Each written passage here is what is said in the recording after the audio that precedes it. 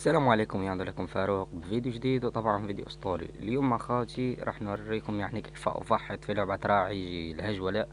اتمنى يعجبكم الفيديو. اذا عجبكم لا تنسوا تحطوا لايك، اشتراك، تفعلوا الجرس باش يوصلكم كل جديد. وخالتي انا لا اعرف كيف افحط جيدا، فلا تتنمروا علي، وشكرا.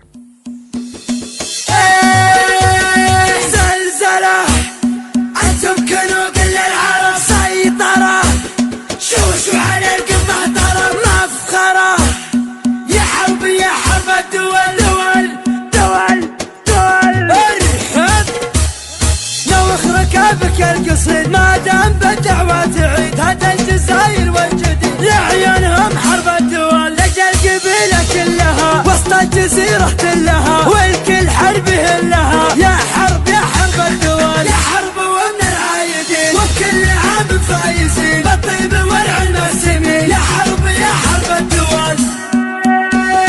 زلزلة أنتم كنوب للعرب سيطرة، شوشوا على القمة ضرب مفخرة.